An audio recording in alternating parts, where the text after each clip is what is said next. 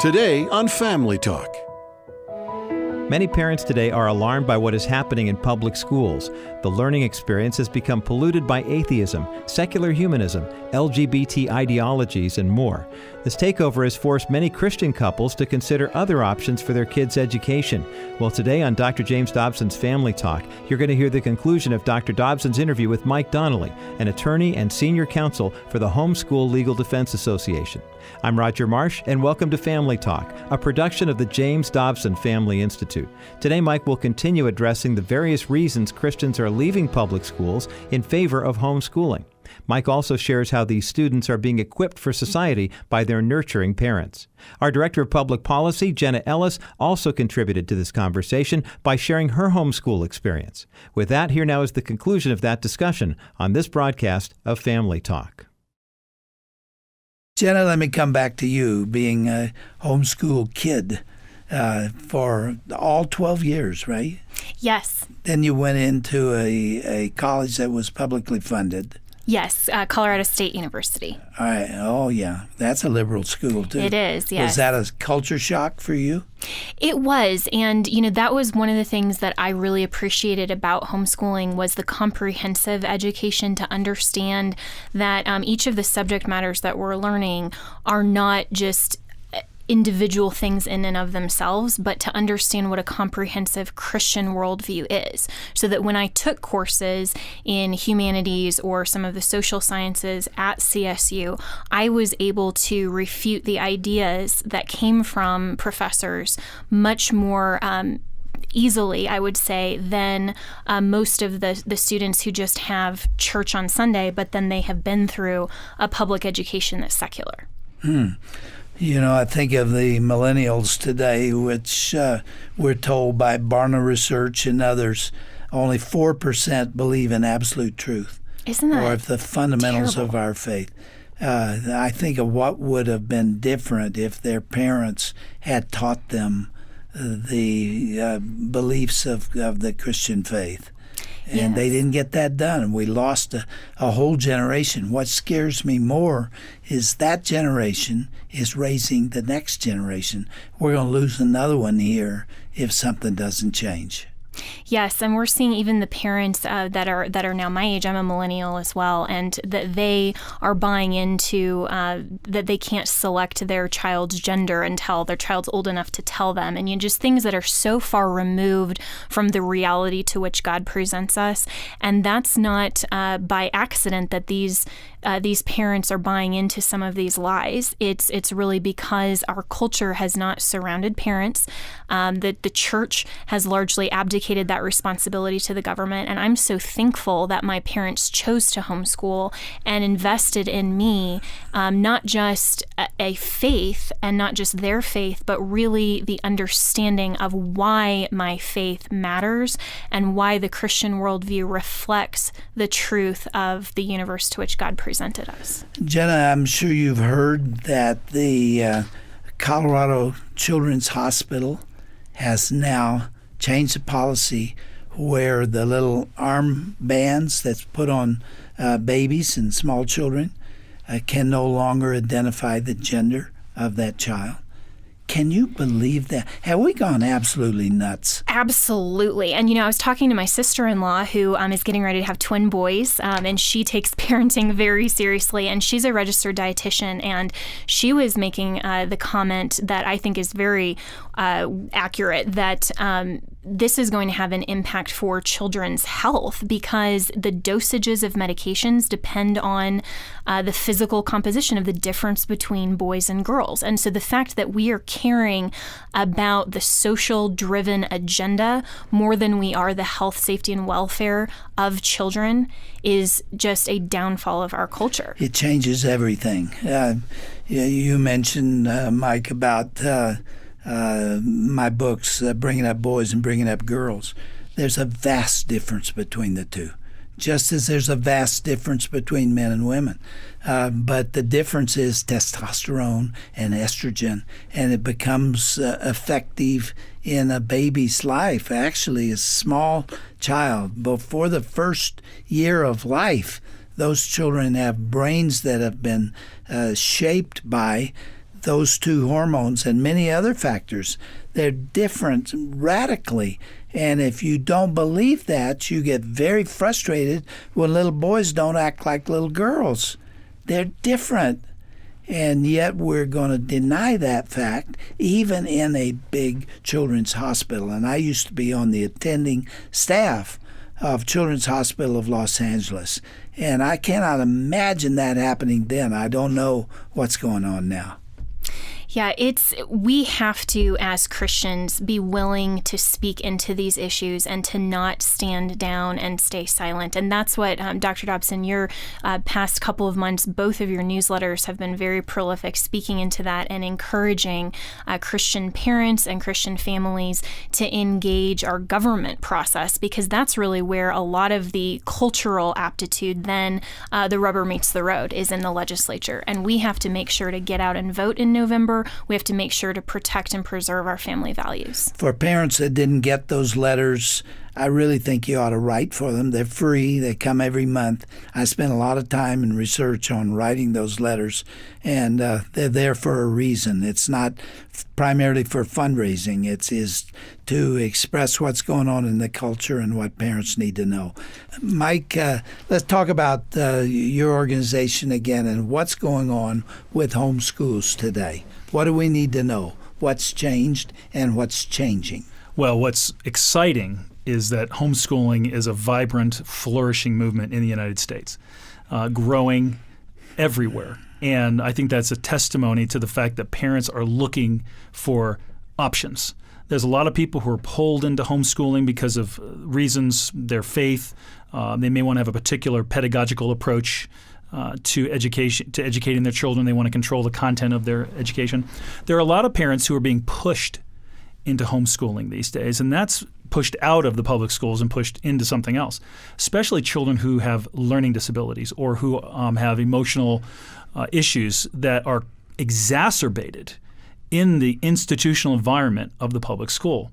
School anxiety is on the rise. You talked about ADHD. We all know about the stories of schools, giving little boys Ritalin just to make them sit in their seat. And, that's been a problem for probably decades. So parents are really searching for something different that will serve their children. And what we found in homeschooling is that it works. It works very well. The research shows that children who are homeschooled perform academically well above their counterparts in private and public education. When it comes to self-esteem, self-awareness, confidence, these are children who, they're raised in an environment that's loving and nurturing and safe. Can you say that about the four walls of a classroom, whether it's, any school? Look, schools want to do the best they can. I get that. There are Christians in the public schools, private schools. They're doing the very best job they can, so I don't in any way want to try to suggest that that's not the case. But they're not able to give what every child needs, which is an individualized education. Isn't that what every child deserves? Every child is unique. Every child has unique gifts and talents that they've been blessed with. And the institutional environment of a school, a brick and mortar school, is just not able to deliver what a homeschooling environment can deliver. And it's not just they can't do it, they're prohibited from doing some things that we believe is essential. Well, sure. For example, biblical teaching, right? If you're a Christian parent and you want to teach your child that God created the universe in 6 days, literally, and that we didn't evolve from apes, then, you're going to be fighting against the school if you put them in school. And that's just a fact. The gender issues, if you're a Christian parent and you want to teach your children that God created them male and female, and you're in a school district where they don't believe that, which it's pretty mind-boggling to think that here we are today arguing over whether men and women are actually binary. But that's where we are. But if you don't believe that, and you're going to be fighting against the school system. That's written in the book of Genesis, that God made them male and female. Male and female, he created them. And Jesus quoted that scripture. So it came from the highest authority in the universe, the Heavenly Father and the Son. and yet we now have decided that that's old-fashioned. When I was at Focus on the Family, these tour groups used to come through of children, and they fell into two categories, one of two. Either they were in public schools or they were in homeschooling. And some were Christian schools, so there were three. But the difference between them was radical. Those that came from public schools were antsy, were not interested in what you were saying as you were describing things. They didn't relate to adults in the same way. The kids, especially who were homeschooled, were respectful. They treated you with respect. They responded to your questions. They asked questions of their own. They were totally different as a group. I'm sure you've seen that too. Well, there is a broad spectrum of people, and yes, that is my experience with homeschooled children, is that tends to be how they are. And there's a reason for that. Nothing is universal. Nothing's I'm telling universal. You trends. That's right. But on average, I think that is what you would experience. And there's a reason for that when you think about home education and why would that be the case.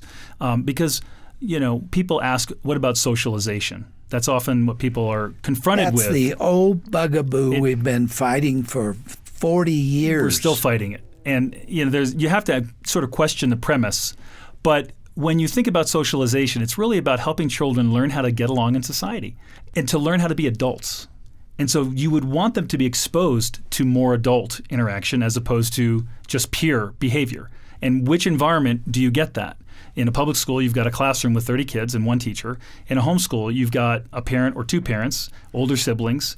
And so you've got a lot of those ingredients, I think, that allows for that. Yeah, but they also get socialized at church. This is true. That's Trailblazers type of program for boys. The girls have the same thing. Heritage girls. Mm-hmm. There are all kinds of places where socialization occurs.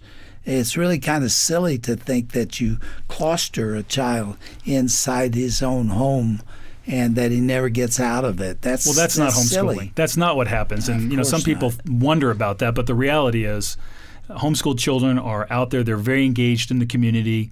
Survey research shows that homeschool families are very active in the community, in civic organizations. Homeschool graduates get involved in civic organizations as well. I notice you have a lot of homeschool graduates around here. They seem to be pretty well socialized. We sure do. So, the socialization question, I think, has been pretty well put to bed. I do hope so. Jenna, you're not married, but when you do, if you do, and you have children, will you homeschool them? Absolutely. And As an attorney, will you homeschool them?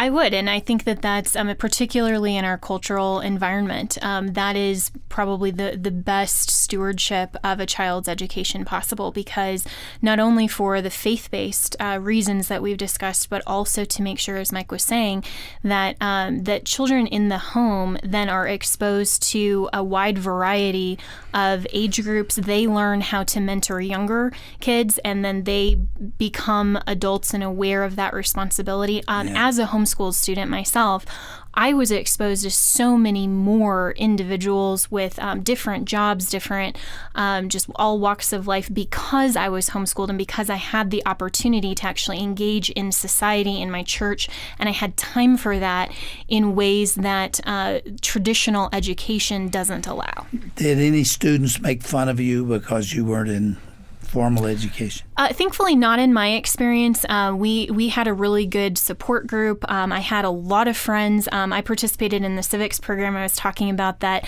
was actually a nationwide opportunity. So I had friends from as far away as Hawaii, and I went actually to visit a friend in high school and spend some time with her and her family, and got to visit the USS Arizona Memorial, see all the history, because I had friends from all over the country and now all over the world, which is, I think, remarkable for a high school student to have those kinds of experiences. Was your mother a licensed teacher? She wasn't. She and my dad married at age 18. They were high school sweethearts. And she worked while my dad went through college. And then once, and he's an electrical engineer, and once he got a job, then she decided to stay home with my older brother and then eventually me. And so she just learned as she went. And there's so many curriculums that are available that have a teacher's manual that guide parents through the lesson plan. And she also was just an innovator, and she's been life-changing in my life as a mentor and as a mom, because she looked at the curriculum, for example, in history and said, why are we talking about, the Pilgrims randomly? Then we go to world history. Why aren't we doing this chronologically? So she started by teaching us world history chronologically, and that had a huge impact on how I understood the law, the founding fathers, and ultimately ended up understanding the Constitution better, because I had a much, much better education in world history and civics than any school would have provided me with. Dr. Dobson, I want to pick up on something that Jenna just said. Yes.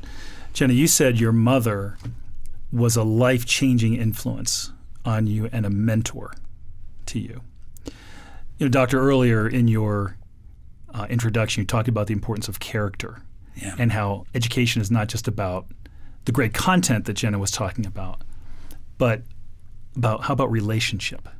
How many of your listeners right now, moms, would love to hear their daughter or their son say that about them? Wasn't that a wonderful tribute that she paid her? Isn't that what, as parents, isn't that what we want? When I was in public schools, elementary schools, there was a boy that was mentally handicapped, and he was called Dopey. Dopey was his name. I barely remember what his real name was.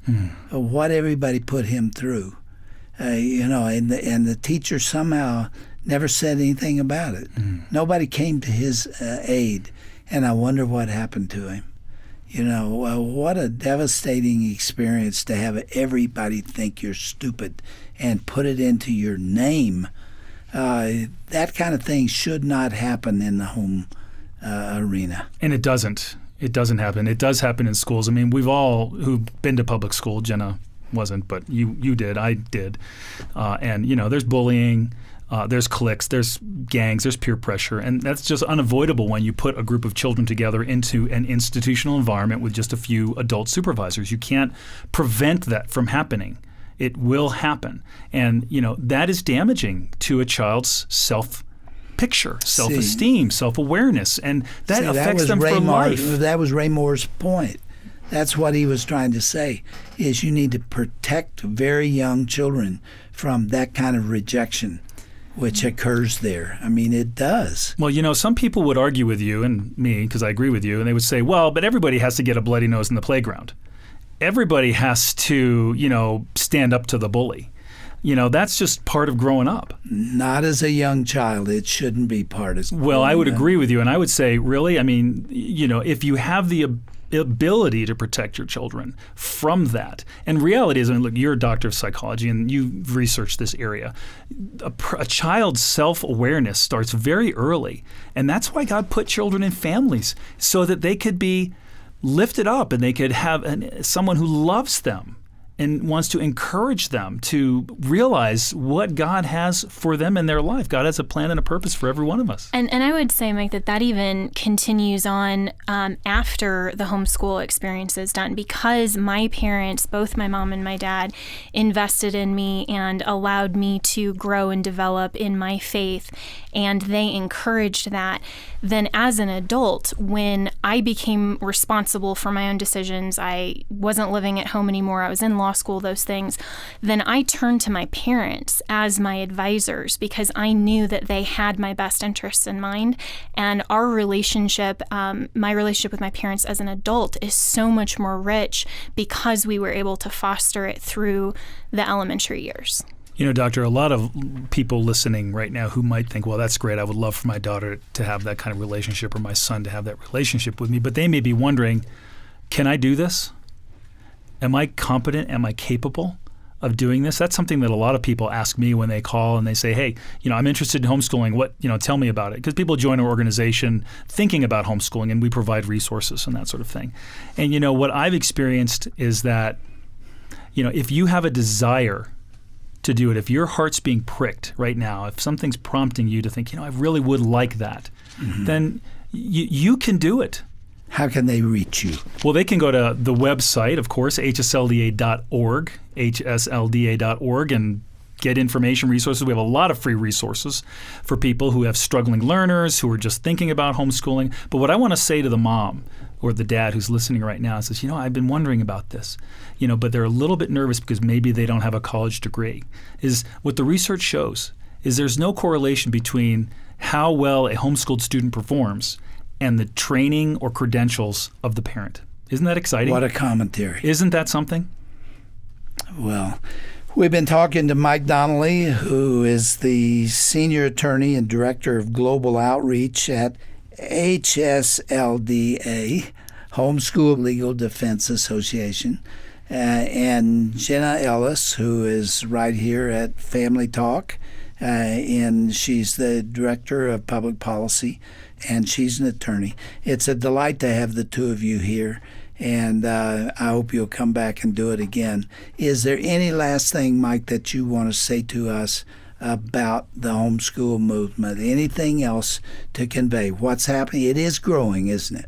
Oh, it's absolutely growing. It's growing here. It's growing around the world. I mean, we just had a conference in Russia. Can you imagine 25 years ago, Russia was a country gripped with a communist, totalitarian, atheist ideology, and today poised to become the second largest homeschooling population in the world. What we're seeing is it growing in Asia. We're seeing it growing in South America, in Brazil, in Mexico. Canada's got a pretty robust population. Britain. The UK has a very robust population.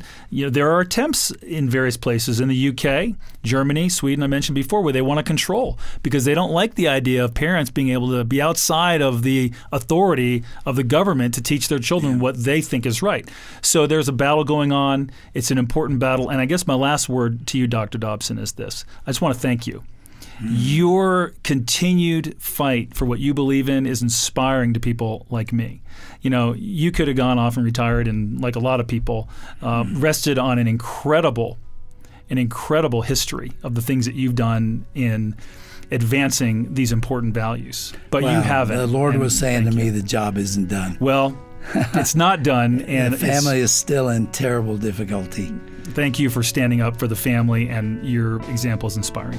Well, it's good to meet you all and to know of your commitment. Thank you for being with us, and we'll do it again. Thank you, Doctor. God bless you. Thank you, Dr. Dobson.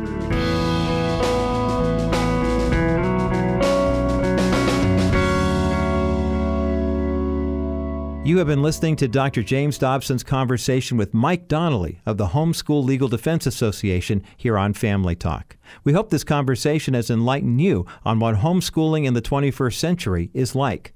You can find out more about the HSLDA, by the way, when you visit our broadcast page at drjamesdobson.org. Now, by the way, on this broadcast, you also heard from Jenna Ellis, the Director of Public Policy at the James Dobson Family Institute. I encourage you to go to dobsonfamilyinstitute.com, where you can read her latest blogs and also watch some of her most recent television interviews. We would love to hear your thoughts about this broadcast or any of our other previous interviews, so why don't you give us a call at 877-732-6825. When you connect with us, you'll have two options. The first is to leave us a message or make a broadcast suggestion on our listener feedback line. The second is to talk with someone in our offices here in Colorado Springs. Our helpful representatives will pray with you or help you find any of the various resources that we have that you would benefit from. Again, our toll-free number is 877-732-6825. Please know how much we look forward to receiving your call. I'm Roger Marsh. Thanks so much for listening today. I hope you'll join us again next time for another edition of Dr. James Dobson's Family Talk. Have a great day, everyone.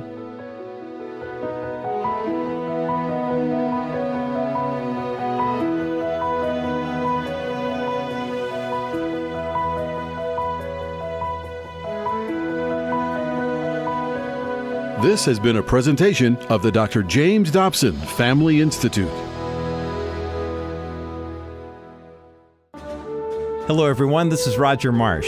Here at Family Talk, we strongly believe in our rights as Americans to make our voices heard at the polls. That is why we are urging you to get out and vote in the 2018 midterm elections. Are you unfamiliar with the key races around the country? Well, visit drjamesdobson.org to download our informative voter guide and revisit our site on Election Day to click the I Voted button that we'll have there. The future of America depends on our involvement in this crucial election. So pray, be engaged, and cast your vote this November 6th.